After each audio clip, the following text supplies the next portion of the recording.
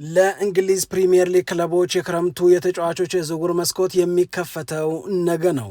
ከወዲሁ የዝውውር መስኮቱም ከመከፈቱ አስቀድሞ ራስን ለማጠናከር ቢዚ ሆነው የከረሙት እነ ማንቸስተር ዩናይትድ፣ ሊቨርፑል፣ ማንቸስተር ሲቲ፣ አርሰናል፣ ቼልሲ ያሉት ክለቦች ከነገ ጀምሮ ደግሞ የሚያስፈርሟቸውን ተጫዋቾች በይፋ የማስመዝገብ መብት ይኖራቸዋል። ስለዚህ ከነገ ጀምሮ የክረምቱ የተጫዋቾች የዝውውር መስኮት የበለጠ ተጧጥፎ ይቀጥላል ተብሎ ነው የሚጠበቀው። ታዲያ ነገ በሚከፈተው የተጫዋቾች የዝውውር መስኮት ዙሪያ መረጃዎችን ስናሰባስብ ካገኘናቸው ጉዳዮች መካከል አንዱ አርሰናልን ይመለከታል። ባለፈው ክረምት የተጫዋቾች የዝውውር መስኮት ክፍት በነበረበት ጊዜ አርሰናል 8 አዳዲስ ተጫዋቾችን ወደ ቡድኑ ቀላቀለ። የዘንድሮ አርሰናል ቆርጧል ተባለ።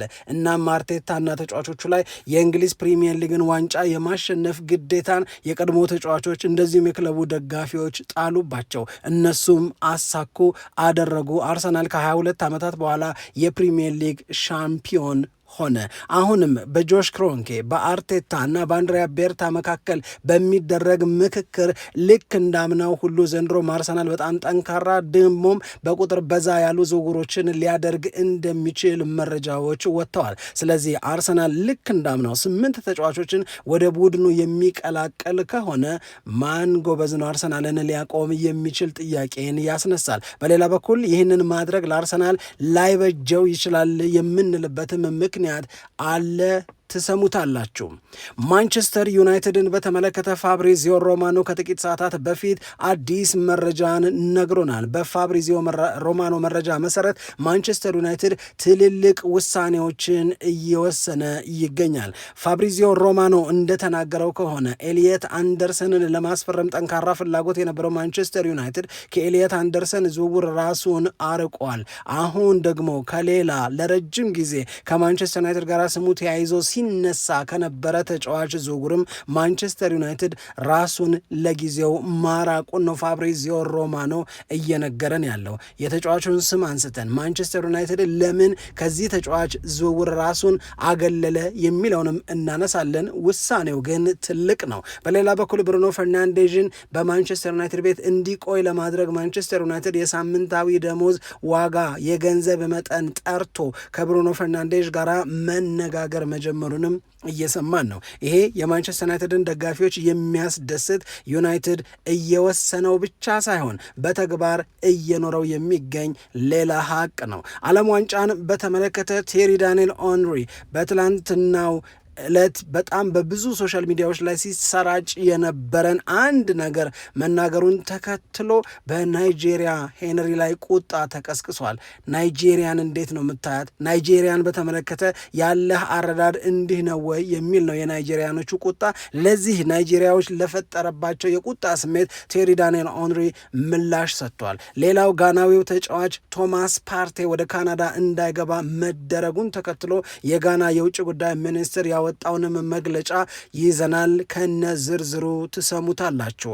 ዓለም ዋንጫው ቀጥሏል። በጣም ብዙ የሚያነጋግሩ ጉዳዮችም አሁንም እየተሰሙ ነው። ሰላም ጤና ይስጥልን፣ እንደምናላችሁ የተከበራችሁና የተወደዳችሁ የሸገር ስፖርት ዊዝ አበበ ግደይ የዩቲዩብ ቻናል ቤተሰቦቻችን በያላችሁበት እጅግ አስደሳች ጊዜን እያሳለፋችሁ እንደሆነ ተስፋ እናደርጋለን። መልካሙን ሁሉ ለናንተ እንመኛለን። ታዲያ ይህንን ሸገር ስፖርት ዊዝ አበበ ግደይ የሚለውን የእኛን የዩቲዩብ ቻናል ሰብስክራይብ አድርጉ፣ የደውል ምልክቱን ተጫኑት፣ ሊንኩን ለሌሎች አጋሩና በተከታዮች ቁጥር እንድንበዛ የምንሰራቸው ፕሮግራሞችም ብዙ ሰዎች ጋር መድረስ እንዲችል ማገዛችሁን ቀጥሉ። እስካሁን ላበረታችሁን ይሄው ምስጋናችን በጣም እጅግ በጣም አድርገን እናመሰግናለን። የመጀመሪያው ጉዳያችን የሚሆነው ከዓለም ዋንጫ ጋር የተያያዙ 3 መረጃዎችን ወደ እናንተ ማድረስ ነው። የአሜሪካና የፓራጓይ ጨዋታ ሲደረግ በስቴዲየም ተገኝተውም ሀሳብ ካካፈሉ ሀሳቦቻቸውን በሜንስትሪም ሚዲያ ብቻ ሳይሆን በሶሻል ሚዲያም ላይ እንድናየው ከሚደረጉ የቀድሞ ታላላቅ እግር ኳስ ተጫዋቾች መካከል አንዱ ቴሪ ዳንኤል ኦንሪ ነው። የአርሰናሉ ጀግና የፈረንሳዩ ኮከብ ሄንሪ ብቻውን አልነበረም። ከሌላው ታላቅ እግር ኳስ ተጫዋች ከዝላታን ኢብራሂሞቪች ጋር ሆነው በአሜሪካንና በፓራጓይ መካከል የሚደረገውን ጨዋታ ያያሉ። በመሃል አይሾ ስፒድ ተገኘ። ሁሉንም ሰላም አለ። አሌክሲስ ላላስም እንደዚሁ ከነሱ ጋር አብሮ ይገኝ ነበረ። በ1994 የዓለም ዋንጫ ላይ ለአሜሪካ ብሔራዊ ቡድን ሲጫወት የምናውቀው ሰው ነው። ስለዚህ በአይሾ ስፒድ እና በነ ዝላታን በአይሾ ስፒድ እና በነ ቴሪ ዳንኤል ኦንሪ መካከል የሀሳብ ልውውጥ የእንዴት ነህ ልውውጥ ሰላምታ ምናምን እየተደረገ እያለ ሄነሪ አንድ ነገር ያስተዋለው ነገር ምንድን ነው? አይሾ ስፒድ የለበሰው የአሜሪካንን ብሔራዊ ቡድን ማሊያ በናይጄሪያ ቁምጣ ነው። አሁን ሁላችንም እንደምናውቀው አፍሪካን ወክለው በዚህ ዓለም ዋንጫ ላይ የሚሳተፉ የተለያዩ ብሔራዊ ቡድኖች አሉ። ከነዚህ ብሔራዊ ቡድኖች አንዷ ናይጄሪያ አይደለችም። ናይጄሪያ ወደ ዓለም ዋንጫ አላለፈችም። ስለዚህ የአሜሪካንን ማሊያ በናይጄሪያ ቁምጣ መልበሱ ላይ ቴሪ ዳንኤል ኦንሪ ሀሳብ ይሰጣል። እንዴት ይላል። አሁን መልበስም ያለብህ ሙሉ የአሜሪካንን ነው፣ ማሊያውም ቁምጣውም የአሜሪካ ነው መሆን ያለበት አለ። የዛን ሰዓት ላይ በፓራጓይና በአሜሪካ መካከል የሚደረገው ጨዋታ እየተደረገ ነው። ምን ችግር አለው የናይጄሪያን ቁምጣ ብለብስ አለ። ይህንን የሚለው አይሾ ስፒድ ነው። በዛን ሰዓት ላይ ቴሪ ዳንኤል ኦንሪ ሊናገር ሲል ፓራጓይ አሜሪካ ላይ ጎል አገባች። አየኸው መጥፎ ዕድል ይዘህባቸው መጣህ የሚል ነገር ተናገረ። አሁን እቺ የቴሪ ዳንኤል ኦንሪ ንግግር ናይጄሪያ ባድላክ ናት ወይም መጥፎ እድል ተደርጋ እንደተገለጸች ነው ናይጄሪያዋን የተሰማቸው። እና እንዴት እንዲህ ይላል፣ ፓራጓይ ጎል አገባች፣ ከዛ በኋላ የአሜሪካን ብሔራዊ ቡድን ላይ ጎል የገባው አንተ ከላይ የአሜሪካንን ከስር የናይጄሪያን ቁምጣ ስለለበስክ ነው የሚልና ገደቢስነት እንዴት ነው የሚያይን ባካችሁ የሚል አይነት ስሜት ናይጄሪያ ላይ ተፈጠረ። ቁጣ ሆነ፣ በጣም ትልቅ ቁጣ ሆነ። ሶሻል ሚዲያው ላይ መነጋገሪያ ሆነ። አይሾ ስፒድ እንዴት እንደዚህ ትላለህ ብሎ እዛው ላይ ይጠይቀው ነበረ። እየጠየቀው ያለው ምንድን ነው? ሁለቱንም አንድ አይነት የአሜሪካን ለምን አትለብስም ነው። እሱ ደግሞ የናይጄሪያን ብለብስ ምንድን ነው ችግሩ እያሉ እያወሩ እያለ ነው ጎሉ የገባው። ጎሉ ሲገባ አየኸው መጥፎ ገድ ይዘህባቸው መጣ የሚል ነገር ተናገረ። በኋላ ሄነሪ እንደገና ቁጣው ሲበረታ በሶሻል ሚዲያ ላይ በጣም ብዙ ሰዎች ሪአክት ሲያደርጉ የተፈጠረባቸውን ስሜት ወጣና እሱ መልስ ለመስጠት ሞከረ። ሄነሪ የገባበት ጣጣ ያልነው ለዚህ ነው።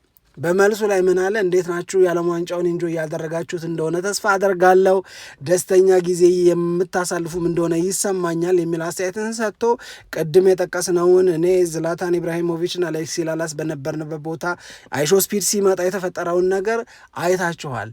እኔ ናይጄሪያን ገደቢስ አላልኩም፣ ናይጄሪያን ባድላክ እንደሆነ አድርጌ ለመግለጽ አልሞከርኩም። ይሄ ልጅ ለብሶ የመጣው ቁምጣ የናይጄሪያ መሆኑ ቀርቶ የፈረንሳይ መሆኑ ቀርቶ የስፔን ወይም የሌላ ሀገር የስፔንም ቢሆን ይሄንኑ ነገር ነበር የምናገረው። እኔ ሐሳቤ አንድ አይነት ልብስ ነው መለበስ ያለበት፣ የአንድን የአሜሪካንን ብሔራዊ ቡድን ሙሉ ዩኒፎርሙን፣ ቁምጣውም እሱ ማሊያውም እሱ።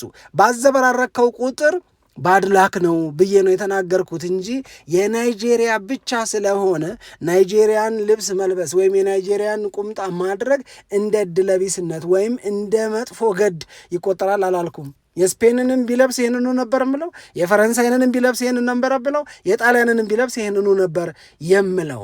ወጥ ብታደርገው አሪፍ ነው የሚል አስተያየት ለመስጠት ነው። እንደገና ደግሞ ለቀልድ የተባባልነው መሆኑን ከሙዱ መረዳት እንዴት አትችሉም? ለማንኛውም ናይጄሪያን እኮ ነው በጣም ወዳለው። ለማንኛውም ናይጄሪያ ውስጥ በጣም ብዙ የአርሰናል ደጋፊዎች እንዳላችሁና ለእናንተ እዛ ላላችሁ የአርሰናል ደጋፊዎች በጣም ትልቅ ክብር አለኝ። ስለ ናይጄሪያ አሁን የተሰማችሁን ነገር በፍጹም ልናገር አልችልም የሚል አስተያየትን ሰጥቷል። ሄነሪ አስረድቷል፣ አብራርቷል። ቁጣው ባየለ ጊዜ ነው ይሄንን የተናገረው። የቶማስ ፓርቴን ጉዳይ ደግሞ ስንመለከት ያው ቶማስ ፓርቴ ጉዳይ የተሰማው ቆይቷል፣ ትንሽ ቀናት አልፈዋል። በዚህ ዓለም ዋንጫ ላይ ሶማሊያዊን ዳኛ አትገቡም ያለችው አሜሪካ ናት። እሷ ስትከለክል ካናዳ ኑ ወደ እኔ ጋር መምጣት ትችላላችሁ ብላ ሶማሊያዊን ዳኛ ኦፊሻሊ ካናዳ እነሱ ጋር መሄድ እንደምትችል ተናግራ ነበረ። አሁን ደግሞ ቶማስ ፓርቴይን አልቀበልህም ብላለች። እንግዲህ አሜሪካ የሶማሌውን ዳኛ አላስገባም ወደ ሀገሬ ብላ ስትል ከአንድ የሽብር ድርጅት ጋር ግንኙነት አለው ብዬ በማሰቤ ነው እንደዛ አይነት መጠርጠር የሚያስችሉ መረጃዎች ስላገኘሁ ነው መልሷ የአሜሪካ ማብራሪያ።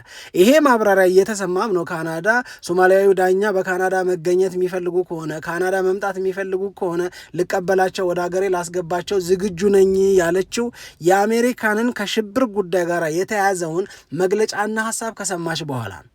አሁን እንዲህ ያለ አቋም ላይ ያለችው ካናዳ ወደ ቶማስ ፓርቴ ስንመጣ ቶማስ ፓርቴን ደግሞ አትገባም አለችው። እንግዲህ ቶማስ ፓርቴ በ4 ሴቶች ክስ ተመስርቶበታል። ከጾታዊ ትንኮሳ ጋር ከወሲብ ጋር በተያያዘ የተመሰረተበት ክስ አለ። ይሄንን ክስ አሁን ጉዳዩ ገና መታየት የሚጀምረው በትክክል የዛሬ ዓመት ነው። የዛሬ ዓመት እስኪታይ ድረስ ቶማስ ፓርቴ ያው በእግድ በዋስ እንደ ልቡ እንዲንቀሳቀስ ማንኛውንም ነገር በነፃነት እንዲያከናውን ፈቃድ አግኝቷል። በፍርድ ቤት ቤል ላይ ነው ያለው። ስለዚህ ይሄ ልጅ እንዲህ ያለ ሁኔታ ውስጥ ስለሆነ ለቪያሪያል ይጫወታል። ይሄ ልጅ እንዲህ ያለ ሁኔታ ውስጥ ሆኖ ለጋና ብሔራዊ ቡድንም አገልግሎትን ይሰጣል። ስለዚህ ዓለም ዋንጫው ሲመጣ የጋና ብሔራዊ ቡድን ማረፊያውን ያደረገው አሜሪካ ነው። የመጀመሪያ ጨዋታውን ደግሞ የሚያደርገው በካናዳ ሜዳ ነው። ስለዚህ ካናዳ ሄዶ ጨዋታውን ሊያደርግ ሲል ነው ቶማስ ፓርቴን ላስገባ አልችልም የሚል ውሳኔ ትደርሳለች ካናዳ። ይህንን የወሰነችበትን ምክንያት ስታስረዳ ደግሞ ከነዚህ 4 ሴቶች ክስ ጋር በተያያዘ ነው። ልብ እንበል የክሱ መጨረሻ እስካሁን ድረስ ገና አልታወቀም። እንኳን ሊታወቅ ክሱን መሰማት የሚጀምረው የዛሬ ዓመት ነው። 1 ዓመት አለ። ጁን 2027 ላይ ነው ፍርድ ቤቱ ጉዳዩን ማየት የሚጀምረው። እነሱ በደል ተፈጽሞብናል፣ የጾታ ትንኮሳ አለ፣ ከወሲብ ጋር በተያያዘ የተደረገብን ያስገድዶ መድፈር ጥረትም ሙከራም አለ ብለው ነው የሚከሱት። ቶማስ ፓርቴ ደግሞ ምንም ያደረግኩት ነገር የለም ነው የሚለው፣ ወይም አምኖ የተቀበለው ነገር የለም በቀረበበት ክስ ዙሪያ። ስለዚህ እሱ ያስተባብላል፣ እነሱ ተበድለናል ይላሉ። ይህንን ጉዳይ አይቶ የመጨረሻውን ውሳኔ ለመወሰን ጁን 2027 ላይ ቀጠረዋል። ስለዚህ አሁን የካናዳ መንግስት የሆነን ሰው ተጠርጥረሃልና በዚህ ጉዳይ ወደ ሀገሬ አትገባም ማለት ይችላል ወይ? ተገቢስ ነው ወይ ነው። አሁን እዚህ ላይ ፊፋ የሚለው ምንድን ነው? ቀደም ብሎ ለመንገር እንደሞከርኩት በሀገራት የኢሚግሬሽን ሕግ ላይ ጣልቃ አልገባም ይላል። ካናዳ ደግሞ ምን ትላለች? የዓለም ዋንጫም ይሁን ሌላ ምንም አይነት ኢቬንት አዘጋጃለሁ ብዬ የማጣምመው ወይም ደግሞ የማላላው የኢሚግሬሽን ሕግ የለኝም። በካናዳ የኢሚግሬሽን ሕግ መሰረት ቶማስ ፓርቴ ወደ ሀገራችን እንዲገባ የማናደርግበት ምክንያት አለ አለች። ስለዚህ አላስገባም ቶማስ ፓርቴን የሚል ውሳኔ ተደረሰ።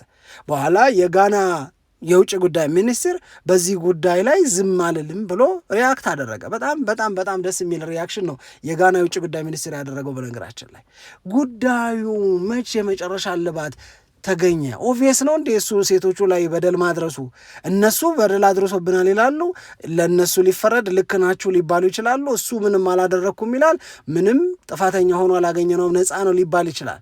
አንድ ሰው የሆኑ ሰዎች ስለከሰሱት ብቻ እንደነዚህ ባሉ ዓለም አቀፋዊ ክንውኖች ላይ ኢቨንቶች ላይ የዓለም ዋንጫን በሚያህል ትልቅ ውድድር የጋናን ብሔራዊ ቡድን እንዳያገለግል ማድረግ ይቻላል ወይ? ለምሳሌ በሴቶች ማስገድዶ መድፈር ተከሶ ተፈርዶበት ቢሆን ኖሮ እንዲህ ያለውን ሰው አላስገባም ወደ ሀገሬ ትላለች፣ ጥፋተኝነቱ ስለተረጋገጠ።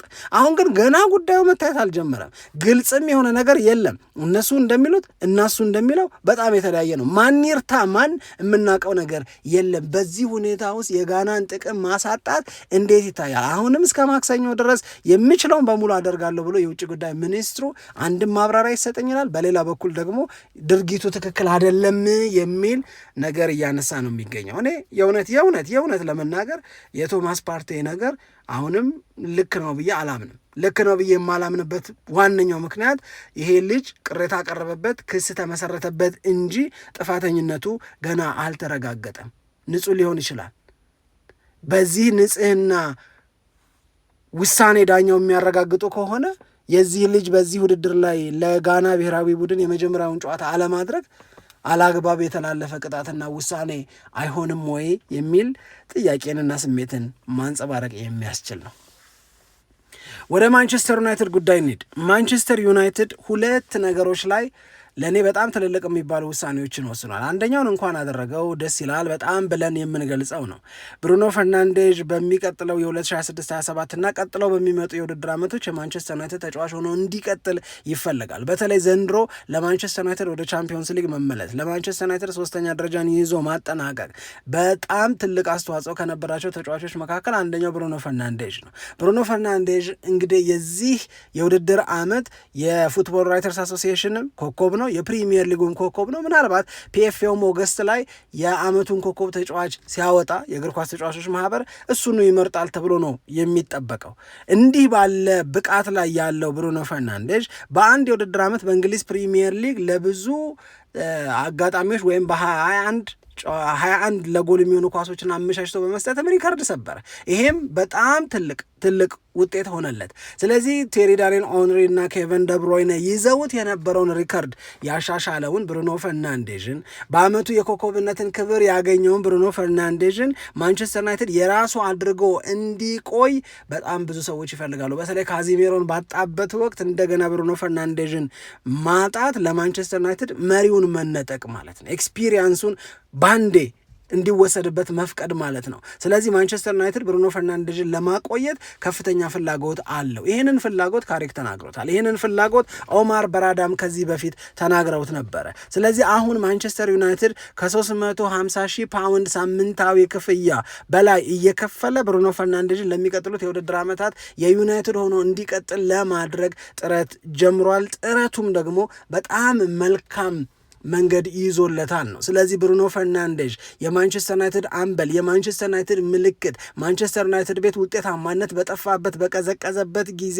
የማንቸስተር ዩናይትዶች በጉብዝና የሚጽናኑበት፣ ደጋፊዎቹ በጥረቱ ሁሌም አለመጓደል የሚመኩበት ተጫዋች ብሩኖ ፈርናንዴዥ ማንቸስተር ዩናይትድ ቀና ሊል ሲል ባያጡት በጣም ብዙ ሰዎች ይመኙ ነበር። ይህንን ለማሳካት ማንቸስተር ዩናይትድ የሚያደርገው ጥረት በጣም በብዙዎች ተወዷል ነው። ሁለተኛው ጉዳይ ፋብሪዚዮ ሮማኖ ስለ ማንቸስተር ዩናይትድ የተናገረው ነው። ፋብሪዚዮ ሮማኖ ማንቸስተር ዩናይትድ ከኤሊየት አንደርሰን ዝውውር ራሱን እንዳራቀው ሁሉ እንግዲህ የኤሊየት አንደርሰን ፈላጊ ነበር፣ ተስፋ አንቆርጥም፣ ኤሊየት አንደርሰንን ከማንቸስተር ሲቲ ይልቅ እኛ እንደምናስፈርመው ይሰማናል ሲሉ ነበር የማንቸስተር ዩናይትድ ሰዎች። ይሄንን በኋላ ማንቸስተር ሲቲ ለሁለተኛ ጊዜ 120 ሚሊዮን ፓውንድ አቅርቦ በኖቲንግሃም ፎረስት እምቢ ሲባል ይህንን ልጅ ከዚህ በላይ አውጥተን ልንገዛው አንችልም፣ ማንቸስተር ሲቲ 3ኛ 4ኛ እያለ የሚያቀርበው ከፍ እያለ የሚሄድ የዝውውር ዋጋ ጋራ እየተፎካከርን ይሄ ቢዲንግ ዋር ውስጥ መግባት አንፈልግም፣ እዚህ ላይ ግልጽ የሆነ አቋም ግልጽ የሆነ መርህ አለን። ስለዚህ ከኤሊየት አንደርሰን ዝውውር ራሳችንን አርቀናል፣ ወጥተናል፣ ትተነዋል የሚል ነገር ወሰኑ የማንቸስተር ዩናይትድ ሰዎች። አሁን ደግሞ ፋብሪዚዮ ሮማኖ የሚለን ከኤሊየት አንደርሰን ብቻ ሳይሆን ከሳንድሮ ቶናሊም ጭምር ማንቸስተር ዩናይትድ ራሱን ማራቁን ነው። ይህንን በእርግጥ ፋብሪዚዮ ሮማኖ ለጊዜው አሁን ባለው ሁኔታ የዚህ ተጫዋች የዝውውር ዋጋ በጣም የተጋነነ ነው ብሏል። ይሄንን በመረዳት ነው ማንቸስተር ዩናይትድ ሳንድሮ ቶናሊም ይቅርብኝ የሚል ነገር ያስቀመጠው። ይሄ ምናልባት እንግዲህ ከኤሊየት አንደርሰን ከሳንድሮ ቶናሊ ዝውውር ራሱን ካራቀ ማንቸስተር ዩናይትድ ከዚህ በፊት ወደምንለው ነገር የበለጠ እንድንተማመን የሚያደርግ ነው። ማንቸስተር ዩናይትድን በተመለከተ በተለይ ሸገር ስፖርት በልዩ ሁኔታ ሲነግራችሁ የነበረው የማንቸስተር ዩናይትድ አሁን ዋነኛ ትኩረት ኤደርሰንን አስፈርሟል። ከዛ በኋላ ማቲያስ ፈርናንዴዝን በእርግጠኝነት ያስፈርማል። እንደገና ግን አሌክስ ስኮትን የራሱ ሊያደርግ ይችላል። እነዚህን ተጫዋቾች ማስፈረም ላይ ነው የማንቸስተር ዩናይትድ ትኩረት ስንል ነበር። አሁን ፋብሪዚዮ ሮማኖ ከሰዓት በፊት 1 ሰዓት 2 ሰዓት በፊት የሳንድሮ ቶናሊ ዝውውርን ማንቸስተር ዩናይትድ ገሸሽ እያለበት ነው ብሏል። እንግዲህ ሳንድሮ ቶናሊ በጣም ምርጥ ተጫዋች ነው። ለዚህ ተጫዋች ግን ኒውካስል ዩናይትድ የሚጠራው ሌሎቹ ፈላጊዎች ለመክፈል እየተዘጋጁ ነው የሚባለው ነገር ማንቸስተር ዩናይትድ የዋጋውን መቆለል አላመነበትም። ውድ ነው፣ ለዚህ ተጫዋች ይህን ያህል መከፈል አለበትም ብሎ አያምንም። እንደዚህ አላለም በግልጽ። ነገር ግን የማንቸስተር ዩናይትድ ሰዎች አካባቢ ያለውን መረጃ አጣርቶ ለልጁ እየተጠራ ያለው ዋጋ ውድ ነውና እኔ ይቅርብኝ፣ ሌሎቹ ትኩረቶቼ ላይ አድምቼ ይሰራለሁ ብሏል ማንቸስተር ዩናይትድ የሚል ነው። ስለዚህ አሌክስ ስኮት እና ማቲያስ ፈርናንዴዝ የማንቸስተር ዩናይትድን የመሃል ክፍል ለማጠናከር ወደ ኦልትራፎርድ የሚያቀኑ ተጫዋች የመሆን እድላቸው እጅግ በጣም ሰፊ ነው። አርሰናል መድፈኞቹን በተመለከተ የሰማነው መረጃ ለመድፈኞቹ ተፎካካሪዎች ትንሽ የድንጋጤ ስሜትን ሊፈጥር ይችላል። የረብሽ የሚያደርግ ነገር ሊኖረው ይችላል። ምክንያቱም ጆሽ ክሮንኬ፣ አርቴታ እና አንድሪያ ቤርታ አርሰናል በሚቀጥለው የውድድር ዓመት የበለጠ ተጠናክሮ መምጣት አለበት ብለው ያምናሉ። ይሄ የሚታወቅ ነው። ጆሽ ክሮንኬም ረዘም ላለ ጊዜ በኋላ ለመጀመሪያ ጊዜ ቃለ ምልልስ ሲሰጡ የተናገሩት ነገር ነው። የክለቡ ኦነር ናቸው። ከአባታቸው ከስታን ክሮንኬ ጋር አርሰናልን በባለቤትነት የያዙ ናቸው። ስለዚህ አርሰናል ፕሪሚየር ሊጉን አሸንፏል። ፕሪሚየር ሊጉን ማሸነፍ ለአርሰናል ደጋፊዎች የፈጠረውን ስሜት መቼም ለንደን ላይ በነበረው ፓሬድ ያልተረዳው የለም። 1.5 ሚሊዮን አካባቢ ሰዎች አደባባይ ወጥተው ድሉን ሰለብሬት አድርገዋል። ይሄ በእንግሊዝ የእግር ኳስ ታሪክ ሪከርድ ነው ተብሎ ተመዝግቧል። አርሰናል የሚያስቆጨው የቻምፒዮንስ ሊግ ፋይናል ላይ በመለያ ምት ተሸንፎ በፒኤስጂ ዋንጫ ማጣቱ፣ አርሰናል ቤት ቁጭት የፈጠረው በካራባኦ ካፕ በማንቸስተር ሲቲ ተሸንፈው ዋንጫ ማጣታቸው ነው። 2026/27 ላይ የነበረውን የፕሪሚየር ሊጉን ድል ማስቀጠል አቅቷቸው ያላገኙትን የቻምፒዮንስ ሊግና የካራባኦ ካፕ አይነት ዋንጫዎችን ደግሞ ማሸነፍና የአርሰናልን የኃያልነት ዘመን ማስጀመር ነው፣ ማስቀጠል ነው። ዶሚኔት ማድረግ የት? በፕሪሚየር ሊጉ ዶሚኔት ማድረግ የት? በአውሮፓ ቻምፒዮንስ ሊግ። ስለዚህ ይህንን ለማድረግ ጠንካራ የክረምት የተጫዋቾች የዝውውር መስኮት ሊኖረን ይገባል ነው። ታስታውሳላችሁ አምና አርሰናል 8 ተጫዋቾችን ነው በአንድ የክረምት የተጫዋቾች የዝውውር መስኮት ያስፈረመው። አንዳንዶቹን በመግዛት አንዳንዶቹን ደግሞ በመዋስ እንደነ ሂንካፒ አይነት ያሉትን ተጫዋቾች። አሁን ደግሞ እንደገና 8 ሌሎች ተጫዋቾችን አርሰናል በዚህም ክረምት ሊያስፈርም ይችላል ሲባል ለእኔ ይሄንን ማመን በጣም ነው የከበደኝ የእውነት ለመናገር። ካደረገው ግን ምንድን ነው ትርጉሙ የሚል ስሜትን የሚፈጥር ነው። ለምንድን ነው የአርሰናል ውሳኔ ይሄንን ያህል ስሜት ሊሰጥ የሚችለው ስንል አንድም 8 ተጫዋቾችን ማስፈረም ለአርሰናል ጥሩ ነው ወይ? የእውነት ለመናገር ጥሩ ነው ወይ ብለን የምናስብበት ምክንያት አለ። አንድ ቡድኑ እየተገነባና ማቹር እያደረገ ብቻ ሳይሆን እያሸነፈም እየመጣ ነው። ዋንጫን አሸነፈ ከ22 ዓመት በኋላ። ስለዚህ በዚህ ባለው ላይ የጎደለውን እየሞላ የበለጠ እየተጠናከረ ቢሄድ ነው እንጂ የሚሻለው በጣም ብዙ ተጫዋቾችን ሸኝቶ ሌሎች በጣም አዳዲስ ብዙ ተጫዋቾችን የሚያመጣ ከሆነ እንደገና የመላመጃ ጊዜ የሚፈልግ አርሰናል እንዳይሆን ስለሚያሰጋኝ ነው እኔ ይሄንን ሀሳብ የምሰጠው። ምክንያቱም አርሰናል 8 ተጫዋቾችን አመጣለሁ ሲል የሚሸኛቸው ተጫዋቾች ስላሉ ነው። ካለመሸኘት እነዚህን አዳዲስ 8 ተጫዋቾች ሊያስፈርም አይችልም። ለምሳሌ በግራ መስመር በኩል ያሉትን ማርቲኔሊንም እንደገና ትሮሳርድንም እሸኛለሁ ይላል። በሌላ በኩል ደግሞ ሌሎች መጫወቻ ቦታዎች ላይ የነ ኦዴጋርድ ዕጣ ፈንታ እያልን ሰሞኑን ስናነሳ የነበረው ነገር ላይም አርሰናል ውሳኔ መስጠት አለበት። በአጭሩ 8 ተጫዋቾችን ሊያስፈርም የሚችለው በርከት ያሉ ተጫዋቾችንም ሊሸኝ በመዘጋጀት ነው። ስለዚህ በዚህ ቅብብሎሽ ውስጥ አርሰናልን ትንሽም ቢሆን ወደኋላ የሚጎትተው ነገር መኖር የለበትም። የባሱ የሚባሉ አርሰናልን የቻምፒዮንስ ሊግ አርሰናልን በፕሪሚየር ሊግን እንደገና የሚያሸንፍ እንዲሆን ለማድረግ የበለጠ አሳሳቢ የሚባሉት ቦታዎች ላይ መስራት ጥሩ ለይቷል ብዬ ነው ማምነው። ለምሳሌ የግራ መስመሩ ላይ ራስን የማጠናከር ስራ በደንብ መሰራት አለበት። ሚድፊልዱ ላይ መሰራት አለበት።